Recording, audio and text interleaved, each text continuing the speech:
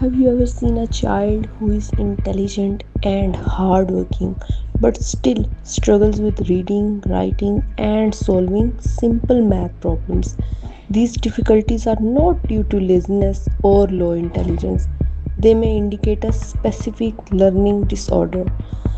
Today, let's understand specific learning disorder according to the DSM-5 TR. Assalamu everyone, welcome to the Global Mind Vyaj. In today's lecture, we will discuss about specific learning disorder, जिसको हम SLD भी कहते हैं। इसके बारे में हम बात करेंगे, जो कि DSM-5 TR के अकॉर्डिंग एक अहम न्यूरो डेवलपमेंटल डिसऑर्डर है। स्टार्ट करते हैं हम इसके ब्रीफ से इंट्रोडक्शन के साथ। स्पेसिफिक लर्निंग डिसऑर्डर एक ऐसा न्यूरो डेवलपमेंटल डिसऑर्डर है जिसमें आपको कॉन्टिन्यूसली डिफ़िकल्टीज आती हैं लर्निंग में और एकेडमिक स्किल्स को यूज़ करने में। आपकी इंटेलिजेंस ठीक होती है, एजुकेशन और अपॉर्चुनिटीज़ भी मौजूद होती हैं, लेकिन आपको चीज़ों को लर्न करने में और अपनी एकेडमिक स्किल्स को यूज़ करने में मुश्किलात का सामना करना पड़ सकता है। कुछ बच्चे ज़हीन होते हैं, सीखने की सलाहियत भी रखते हैं और मेहनत भी करते हैं, लेकिन फिर भी उन्हें पढ़ने, लिखने या प्रॉब्लम सॉल्विंग जैसे मसाइल हल करने में गैर मामूली मुश्किलात पेश आती हैं। अक्सर लोग इन मुश्किलात को सुस्ती, अदम तवज्जो या कम जहानत समझ लेते हैं, लेकिन हकीकत में ये स्पेसिफिक लर्निंग डिसऑर्डर की अलामात हो सकती हैं। ये आर्सा बच्चे की तालीमी कारकर्दगी पर असरअंदाज होता है, जैसे कि रीडिंग, जिसको हम डिसलेक्सिया भी कहते हैं, राइटिंग एक्सप्रेशंस और मैथमेटिक्स, जिसको हम डिसकैलकुलेशिया भी कहते हैं। लेकिन इसका मतलब ये नहीं कि बच्चे की जहानत कम है।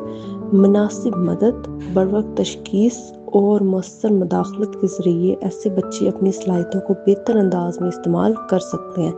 इस लेक्चर में हम DSM-5 TR के अकॉर्डिंगली इसका डायग्नोस्टिक क्राइटेरिया देखेंगे, इसकी टाइप्स देखेंगे, इसकी risk factor development and course, assessment tools, therapy, case study sample के साथ इन डिटेल डिस्कस करेंगे।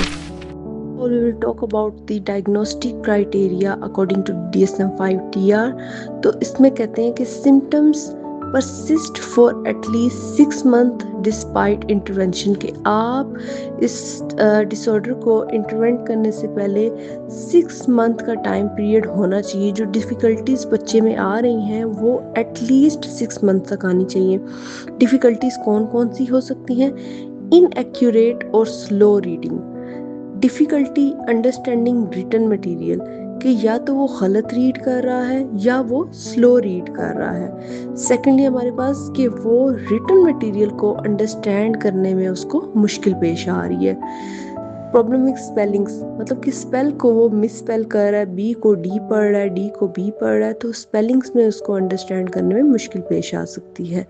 Difficulty expressing ideas in writing, के जो आइडियाज़ उसके माइंड में चल रहे होते हैं उनको वो प्रॉपर राइटिंग की सूरत में लिख के नहीं एक्सप्रेस कर पा रहा होता। एंड नेक्स्ट हमारे पास आ जाता है problems with number sense and calculations, की कैलकुलेशंस उससे नहीं हो पा रही होती हैं, माइंड में उसकी एक प्रॉपर वो उसकी सेंस नहीं बन पा रही होती है। Symptoms must significantly inter with academic performance, और जितने भी ये सिम्टम्स हैं उससे आपकी एकेडमिक परफॉर्मेंस में इंटरफेरेंस आ रही होनी चाहिए, तब हम डायग्नोस करेंगे इसको। अगर हम टाइप्स की बात करें तो इसकी 3 टाइप्स हैं। फर्स्ट है dyslexia, affecting reading and word recognitions, कि आपकी इसमें रीडिंग इफेक्ट होती है और आप वर्ड को रिकॉग्नाइज नहीं कर पा रहे होते हैं। इसके साइंस क्या हैं?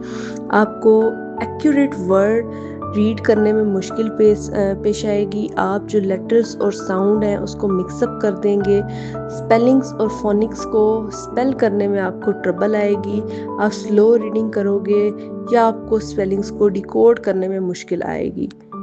सेकेंडली हमारे पास जो है वो रिटन एक्सप्रेशन डिसऑर्डर है।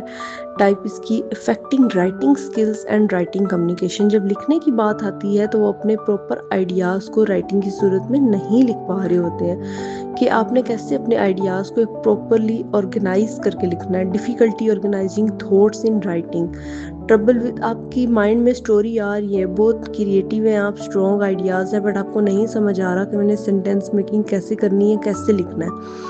Trouble with spelling, grammar and punctuation, आपकी स्पेलिंग, ग्रामर और पंचुएशन में भी मसला आता है। Writing that is hard to read, आप ऐसा लिखते हो कि जब वो पढ़ने वाला जो बंदा होता है उससे वो चीज़ पढ़ी नहीं जा रही होती, वो डिफ़िकल्ट होती है। अवॉइड डिसलाइकिंग राइटिंग टास्क, वो जब भी कोई लिखने का टास्क आता है तो वो उसको अवॉइड करता है या फिर उसको पसंद नहीं करता। नेक्स्ट थर्ड टाइप हमारे पास आ जाती है dyscalculia, affecting number sense and math skills, कि आपकी माइंड में जितने भी नंबर्स होते हैं या मैथ स्किल्स होती हैं उसको इफ़ेक्ट कर रहे होते हैं। Difficulty understanding numbers and quantity, उनके नंबर्स को अंडरस्टैंड करने में, उनकी क्वांटिटी को अंडरस्टैंड करने में मुश्किल आ रही होती है।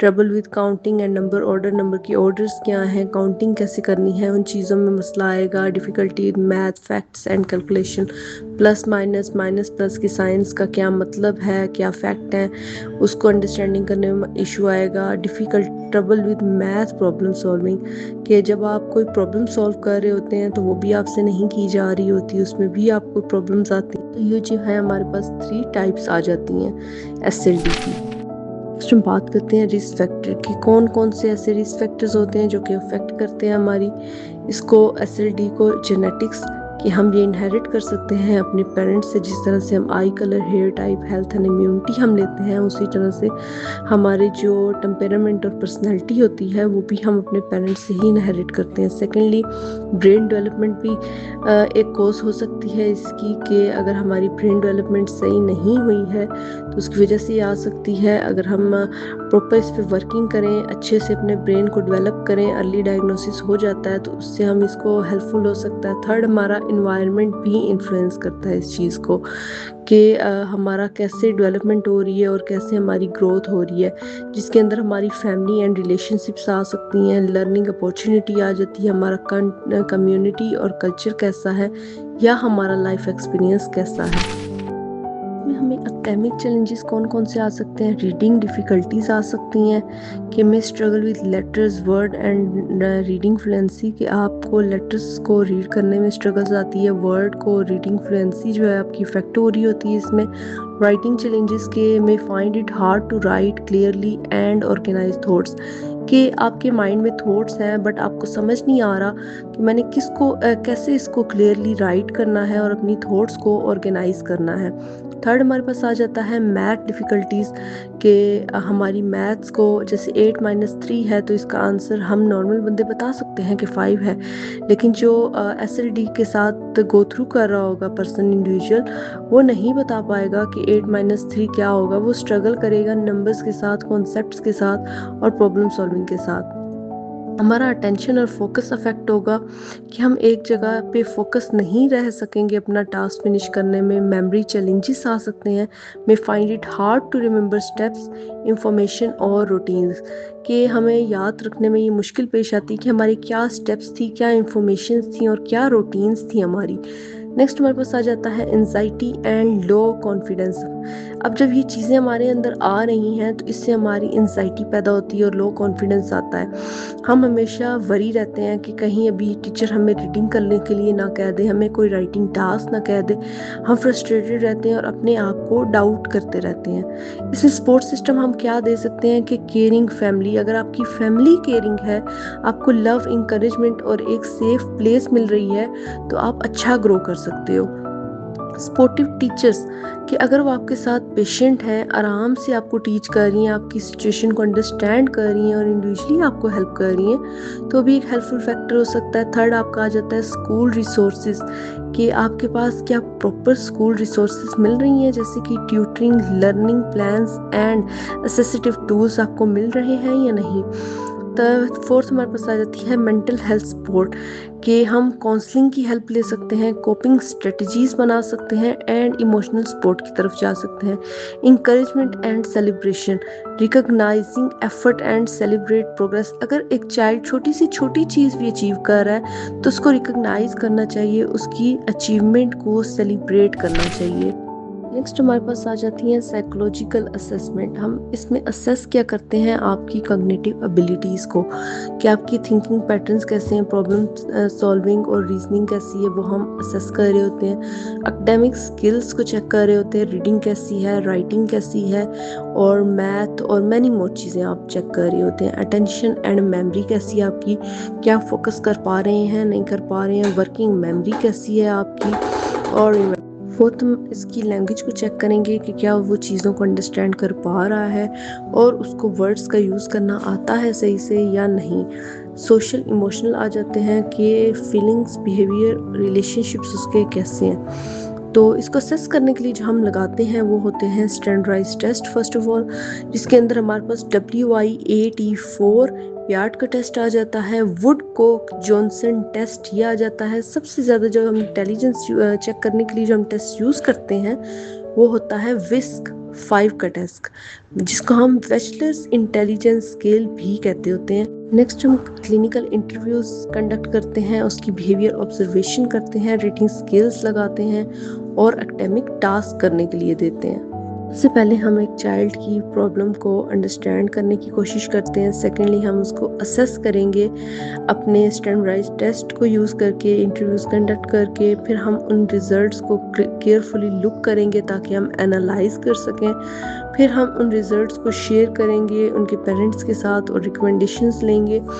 फिर हम सपोर्ट करेंगे एक चाइल्ड को एक क्रिएटिव प्लान बना के, एक थेरेपी बना के, बिहेवियर थेरेपी, जिससे वो फर्दर मूव कर सकता है अपनी लाइफ में। कौन सी चीज़ें हैं जो एक चाइल्ड के लिए हेल्पफुल हो सकती हैं? फर्स्ट ऑफ ऑल, एक तो टीचर असिस्टेंट, कि अगर एक इंडिविजुअल को प्रॉपरली टाइम दे के उसको प्रॉपरली इंस्ट्रक्शंस प्रोवाइड की जाए, उसके बड़े बड़े टास्क को लर्निंग करने वालों को एक स्मॉल स्टेप्स में डिवाइड कर दिया जाए और पहले कहा जाए कि आप पहले इतना कर लो, फिर इतना कर लो, फिर और कर लेंगे। उसको पॉजिटिव इन्फोर्स करें, इंकरेज करें। जब वो छोटा से छोटा टास्क करके भी आपके पास ला रहा है तो उसको ये नहीं कहें वो छोटा सा था, चलो अब नेक्स्ट में मूव कर दो। नो, आप पहले उसको पॉजिटिव रीइंफोर्स करोगे कि वेल डन, आपने बहुत अच्छा काम किया, इंकरेज करोगे, और फिर आप उसको नेक्स्ट टास्क की तरफ मूव कराओगे ताकि उसका कॉन्फिडेंस बूस्ट हो और वो इंडिपेंडेंस की तरफ जा सके। सेकेंडली, हम मल्टी सेंसरी लर्निंग की तरफ जाते हैं कि इंगेजिंग डिफरेंट सेंसेस, आपकी डिफरेंट सेंसेस को इंगेज कराते हैं ताकि आपकी अंडरस्टैंडिंग स्ट्रेंथन हो सके। आप ये सेंसेस होती क्या है? 5 सेंसेस होती हैं जिसको हम विजुअल कहते हैं, जिससे हम पिक्चर्स, चार्ट, कलर्स और डायग्राम्स को हम चेक कर सकते हैं। ऑडिटरी लर्निंग, जिसमें आपकी लिसनिंग, डिस्कशन, रीडिंग अलाउड्स आ जाते हैं। Kinaesthetic, hands on activity, movement, manipulation की चीज़ें आ जाएंगी। ऑल्फैक्टरी, जिससे आप स्मेल कर सकते हैं। Sense, context, memorable experience. Emotionals आ जाएंगे आपके connections, relevance, choices and encouragement, कि आप see it, hear it, do it, connect it and understand it. Third आपके पास आती है पेरेंट इन्वॉल्वमेंट। सबसे ज़्यादा जो आपकी इम्पोर्टेंट होती है वो पेरेंट इन्वॉल्वमेंट होती है और टीचर असिस्टेंट होती है, क्योंकि कोई भी टास्क आपकी पेरेंट इन्वॉल्वमेंट के बगैर नहीं हो सकता। कम्युनिकेट रेगुलरली, आप अपने बच्चे से डेली बात करने, कम्युनिकेशन करें उनके साथ। रीइंफोर्स लर्निंग एट होम, कि आप जो घर पे चीज़ें याद करें उसको रीइंफोर्स करें, बार बार उनके साथ डिस्कस करें, उनको प्रेज करें कि वाह you are doing good. Celebrate strengths and efforts, वही कि वो छोटी से छोटी चीज़ भी जो कर रहा है उसकी स्ट्रेंथ्स को, उसकी एफर्ट्स को सेलिब्रेट करें। Work together as a team, एक टीम की तरह आपने काम करना है। जब टीचर, चिल्ड्रन और फैमिलीज मिलकर काम करते हैं ना, तो बहुत सारी चीज़ें जो है अच्छी होना स्टार्ट हो जाती हैं, बच्चे में बेहतरी आना स्टार्ट हो जाती है। बस आपको सपोर्ट की, पेशेंस की, प्रैक्टिस की, पॉजिटिविटी और पॉसिबिलिटी की ज़रूरत होती है। जैसे कि इसमें आप देख सकते हैं कि चाइल्ड कहता है कि the words move around, I can't get it right, कि मुझे वर्ड्स जो हैं इधर उधर होते नज़र आ रहे हैं, मैं इनको सही तरह से जो हूँ नहीं कर पाऊँगा।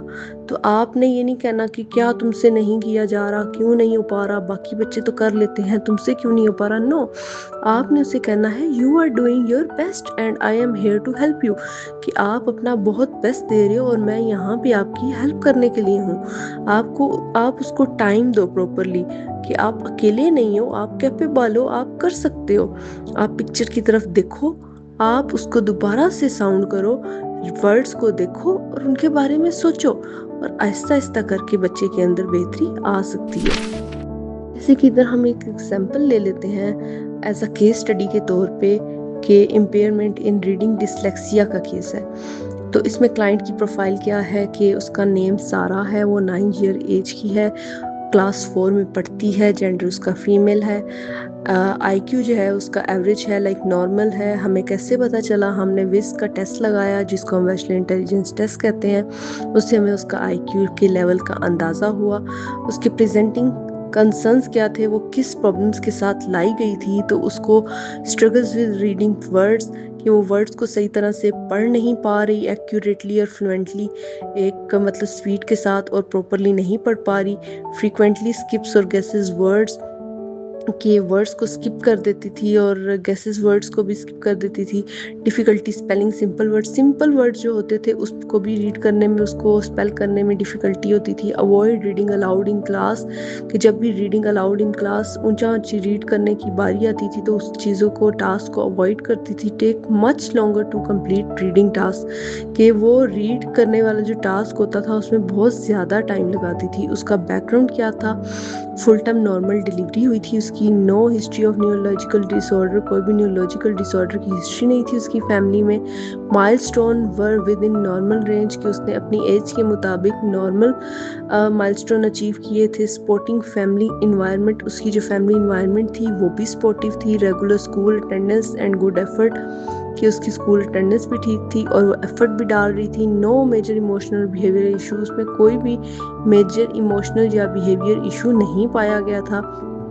तो असेसमेंट फाइंडिंग जो हमने की उसमें आया, रीडिंग एक्यूरेसी जो थी वो बिलो एवरेज आई, रीडिंग फ्लुएंसी जो आई वो भी बिलो एवरेज आई, रीडिंग कंप्रीहेंशन जो थी वो एवरेज थी और स्पेलिंग भी उसके बिलो एवरेज थे। आईक्यू विस्ट जो था उसका वो एवरेज था। डायग्नोसिस क्या हमने किया, तो जब ये चीज़ें सारी आ गई तो हमने तब जाके इसको डायग्नोसिस किया कि meets DSM-5 TR criteria for specific learning disorder with impairment in reading dyslexia, क्योंकि ओनली रीडिंग में इश्यू आ रहा था।